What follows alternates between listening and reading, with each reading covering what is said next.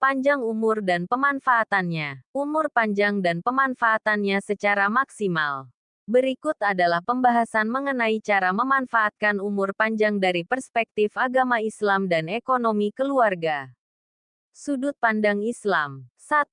Mensyukuri umur panjang. Islam memandang umur panjang sebagai nikmat Allah yang harus disyukuri.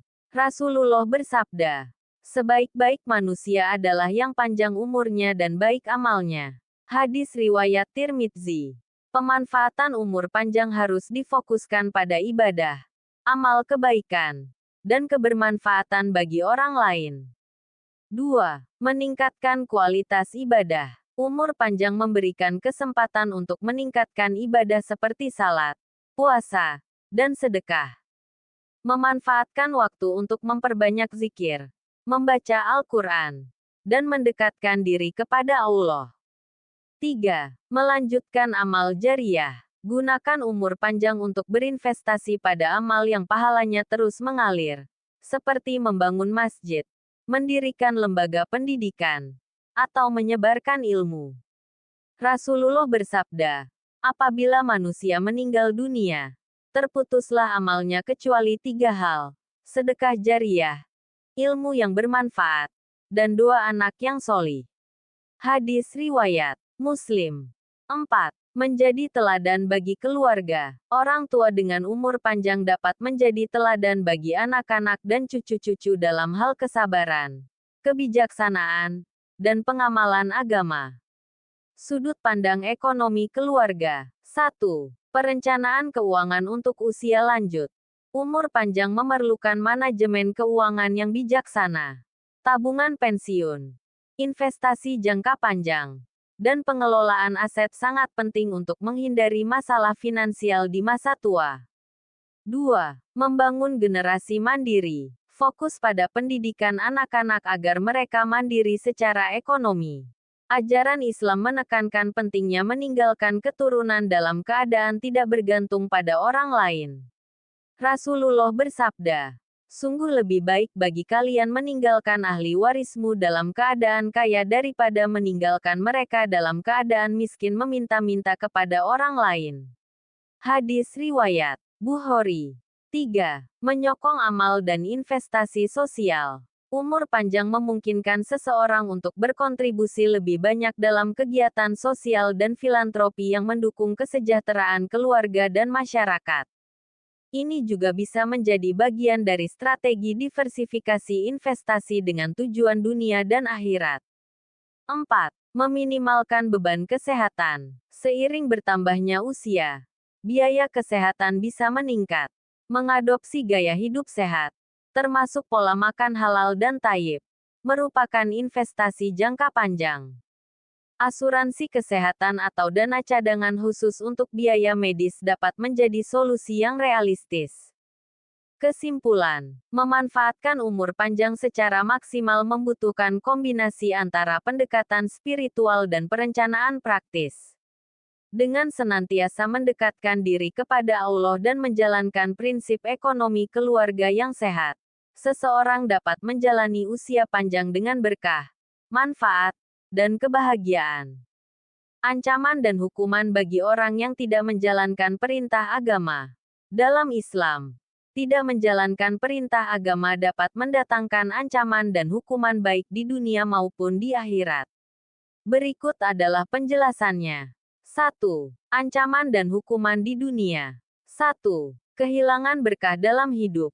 Allah mencabut keberkahan dari harta, umur, dan kehidupan seseorang yang meninggalkan perintahnya. Allah berfirman, barang siapa berpaling dari peringatanku, maka sungguh, dia akan menjalani kehidupan yang sempit. Quran Surat Taha 124.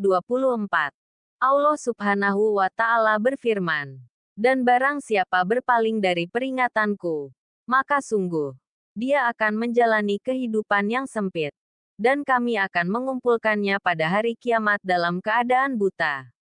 2. Kehidupan yang diliputi kesulitan dan ketidaktenangan. Orang yang meninggalkan perintah Allah akan merasa resah, kehilangan arah, dan hidupnya jauh dari ketenangan. Hati hanya akan tenang dengan mengingat Allah. Quran Surat Ar-Ra'd 28.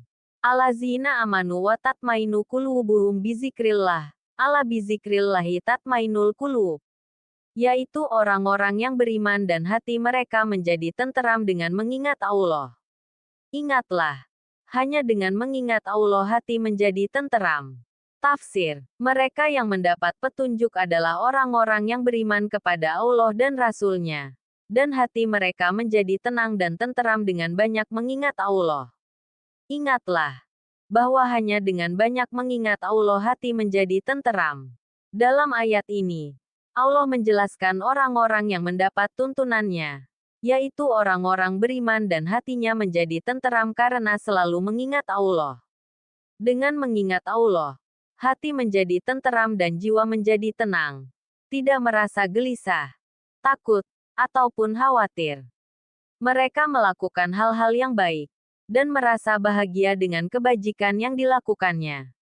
Sumber, kemenak.go.id. Hadis riwayat Muslim No. 1935.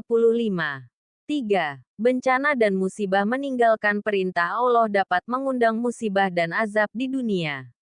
Contohnya adalah kaum terdahulu seperti kaum Ad, Samud, dan kaum Nabi Lut yang dihancurkan akibat kedurhakaan mereka. Quran Surah Al-A'raf 96-99. 4.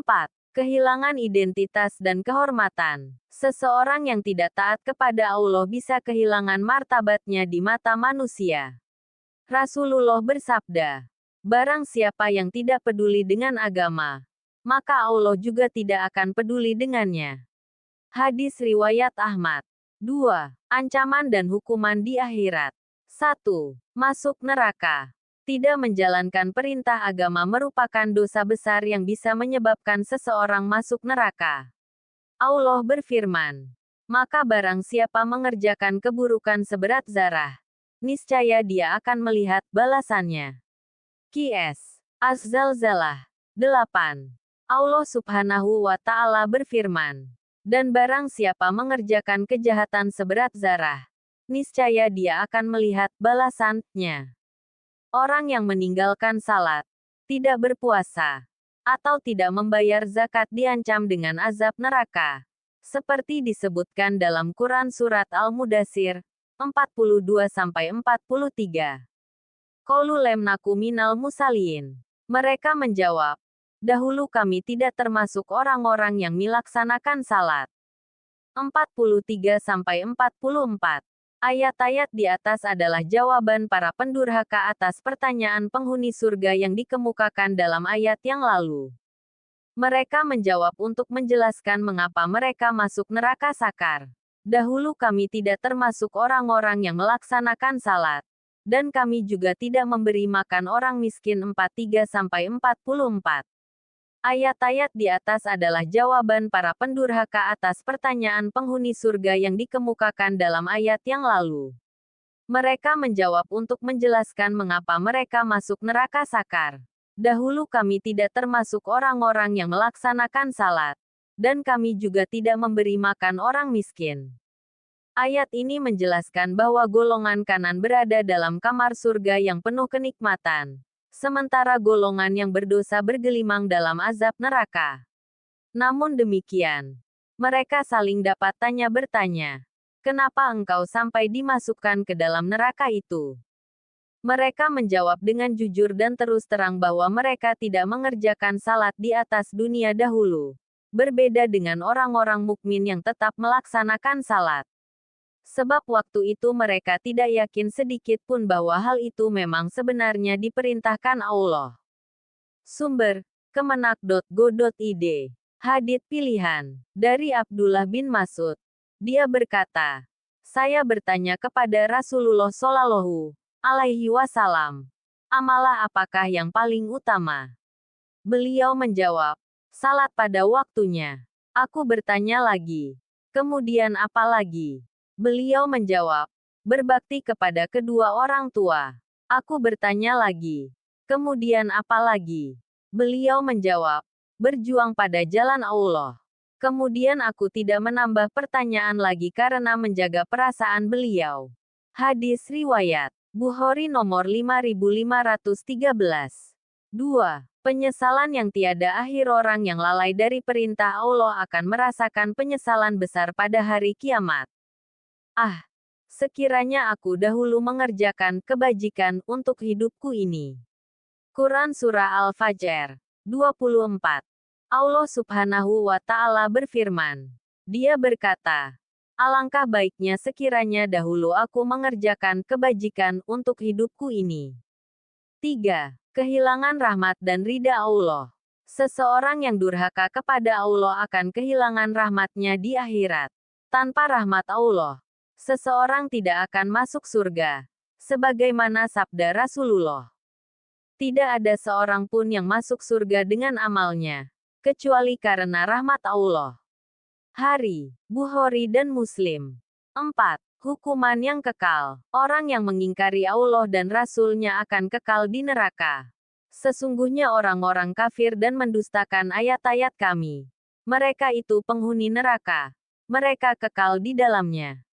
Qs. Al-Baqarah 39. Cara menghindari ancaman ini. 1. Bertaubat dengan sungguh-sungguh. Allah selalu membuka pintu taubat bagi hambanya yang ingin kembali kepadanya. Sungguh, Allah mencintai orang yang bertobat dan menyucikan diri. Qs. Al-Baqarah 222. 2. Memperbaiki amal dan niat. Mulailah menjalankan perintah agama dengan ikhlas dan mengikuti contoh Rasulullah.